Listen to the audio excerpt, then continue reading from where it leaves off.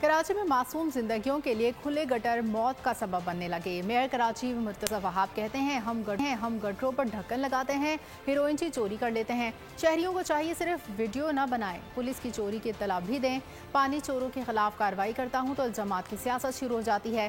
حکومت کی ناکامی کے بجائے یہ سوچا جائے حکومت سے پارٹنرشپ کیسے کی جا سکتی ہے۔ بلدیہ عظمیٰ تاجروں سے مکمل تعاون کرے گی۔ گڈاپ ٹاؤن میں بچے کی موت کے بعد ڈیپٹی میئر سلمان مراد نے آج سے کراچی بھر میں گٹر کے ڈھکن لگانے کا وعدہ کر لیا۔ بجائے اس کے ہم کمروں میں بیٹھ کے، ڈرائنگ روم میں بیٹھ کے، ریسٹورینٹس میں بیٹھ کے کہیں کہ حکومت ناکام ہو گئی، ہمیں یہ سوچنا چاہیے کہ ہم حکومت کے ساتھ کیسے کام کر سکتے ہیں، کیسے ایک ریلیشن شپ بنا سکتے ہیں تاکہ دونوں ہاتھ ملا کے ایک پارٹنرشپ ایسی ہو جس میں چیزوں کو ہم کر سکیں۔ تو میں اپنی طرف سے بلدیہ عظمیٰ کراچی کی طرف سے یہ آپ کو کمٹمنٹ دیتا ہوں کہ کراچی والوں کے لیے تو یہ بالکل دروازے کھلے ہیں، لیکن میں آپ کے ایسوسی ایشن سے یہ کہتا ہوں کہ آئیے ہمارا ہاتھ بٹائیے، مل کر کام کرتے ہیں، چیزوں کو ٹھیک کرتے ہیں۔ کریک ڈاؤن کرنے جاتے ہیں پانی چوروں کے خلاف تو لوگ ہڑتال کرنے ہمارے خلاف آ جاتے ہیں۔ کیا ہم لوگ خود گٹر کے ڈھکن چراتے ہیں؟ کیا ہم خود گٹر کے ڈھکن غائب کرتے ہیں؟ ہمارے پر ایسے الزام لگتے ہیں، کہتے ہیں کہ یار یہ گٹر کے ڈھکن اس لیے غائب ہوتے ہیں کہ واپس گٹر کے ڈھکن خریدے جائیں گے تاکہ ہم پیسے کما سکیں۔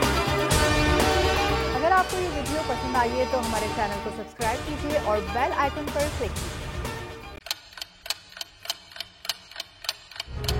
آپ لوگ اس ملک پاکستان میں آزاد ہیں۔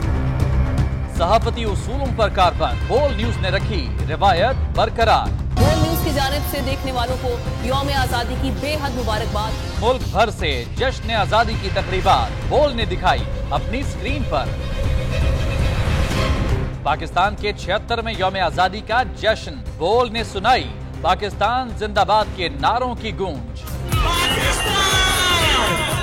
بول کی سب سے بڑی ٹرانسمیشن میں پاکستان کا نام روشن کرنے والوں نے دیے قوم کو پیغامات۔ بے پناہ مشکلات کا سامنا کر کے اس ملک کو حاصل کیا۔ آزاد قوموں کو بہت سی قربانیاں دینی پڑتی ہیں۔ 76 واریوں میں آزادی کا دن جوش و خروش کے ساتھ منایا، کیونکہ زندہ باد پاکستان یہ ہے بول کی پہچان۔